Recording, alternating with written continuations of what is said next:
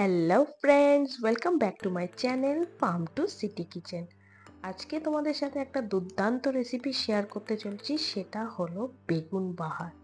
আমার শাশুড়ি মা বলেন বেগুন হলো সেটাই যার কোনো গুণ নেই, কিন্তু আমি বলবো এইভাবে রান্না করলে টেস্ট লাগলে পরে গুণ আপনি আপনি চলে আসবে। তো চলো ঝটপট দেরি না করে তোমাদের সাথে রেসিপিটা শেয়ার করে দিই। তো দেখে নাও বন্ধুরা, আমি এখানে বেগুনটাকে এভাবে লম্বা করে কেটে ভালো করে ধুয়ে নিয়েছি। এরপর আমি বেগুনটাকে ভাজার জন্য নুন আর অল্প পরিমাণ মতো হলুদ দিয়ে বেশ ভালোভাবে মেখে নেব আর এটাকে ভাজার জন্য রেডি করে নেব। মাখা আমার হয়ে গেছে, চলো এবার ভেজে নেওয়া যাক। এখানে আমি তেলটা নিয়ে নিয়েছি ভাজার জন্য, তেলটা আমার গরম হয়ে গেছে। তো এবার আমি বেগুনগুলোকে একটা একটা করে বেশ ভালোভাবে একটুখানি ভেজে নেব।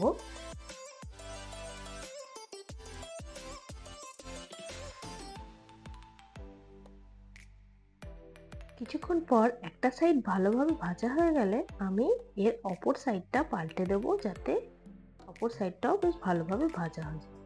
তো দেখে নাও বন্ধুরা, আমার বেগুনটা ভাজা হয়ে গেছে আর বেগুনগুলো বেশ নরম নরমও হয়ে গেছে। এবার আমি বেগুনগুলোকে তুলে নেব।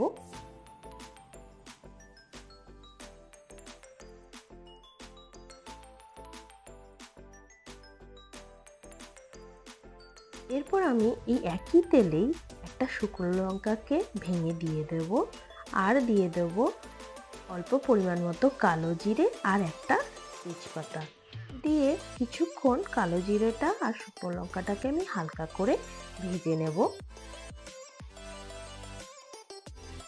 শুকনো লঙ্কা কালো জিরেটা কিছুক্ষণ ভাজা হয়ে গেলেই এর মধ্যে আমি একটা বড় পেঁয়াজকে কুচি করে রেখেছি, সেটা দিয়ে বেশ ভালোভাবে পেঁয়াজগুলোকে ভেজে নেব। কিছুক্ষণ পরে পেঁয়াজটা একটু লাল লাল হয়ে গেলে এর মধ্যে আমি একটা টমেটো কুচি দিয়ে দেবো। মিডিয়াম সাইজ টমেটো নিয়েছি আমি এখানে। টমেটো কুচিটা দিয়ে আবারও কিছুক্ষণ ভেজে নেব। কিছুক্ষণ পরে আমি এখানে 3টে কাঁচা লঙ্কা নিয়েছি, সেটা চিড়ে এর মধ্যে দিয়ে আবারও কিছুক্ষণ ভেজে নেব বেশ ভালোভাবে।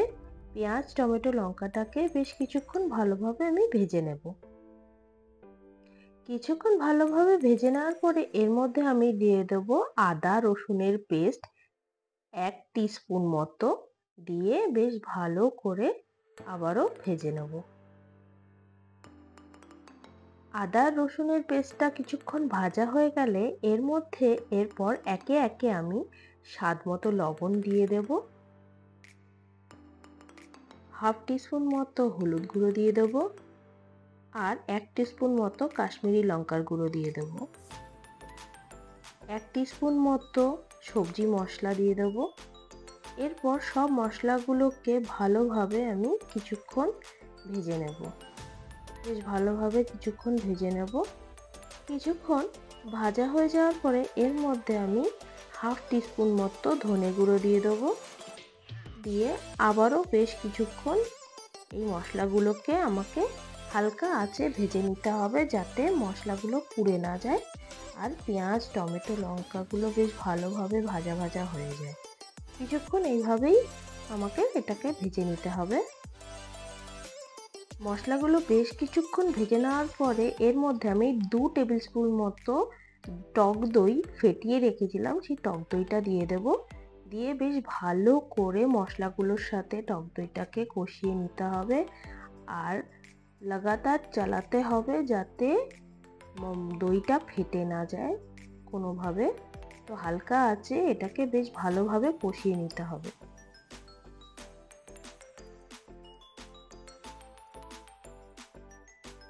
আমার সব মশলা বেশ ভালোভাবে কষে গেছে। এরপর এর মধ্যে আমি হাফ টিস্পুন মতো চিনি দিয়ে দেবো। চিনিটা দিলে পরে এর টেস্টটা আরও বেড়ে যাবে। তো হাফ টিস্পুন চিনি দিয়ে আবারও বেশ কিছুক্ষণ আমি মশলাটাকে কষিয়ে নেব। তো দেখে নাও বন্ধুরা, মশলাটা আমার পুরো কষানো হয়ে গেছে। এরপর এর মধ্যে আমি 1 কাপ আর হাফ কাপ মতো মানে 1.5 কাপ মতো জল দিয়ে দেবো। জল দিয়ে বেশ ভালো করে মশলাগুলোর সাথে মিশিয়ে নেব মিশিয়ে এটাকে কিছুক্ষণের জন্য আমি ঢাকা দিয়ে রাখবো, যাতে বেশ ভালোভাবে এটা ফুটে যায় আর ভালোভাবে পেকে যায় পুরো সব মশলাগুলো। কিছুক্ষণের জন্য আমি ঢাকা দিয়ে রাখবো। কিছুক্ষণ পরে দেখে নাও পুরো ঝোলটা পুরো ফুটে গেছে বেশ ভালোভাবে। এরপর এর মধ্যে আমি ভেজে রাখা বেগুনগুলোকে একে একে তুলে দেব।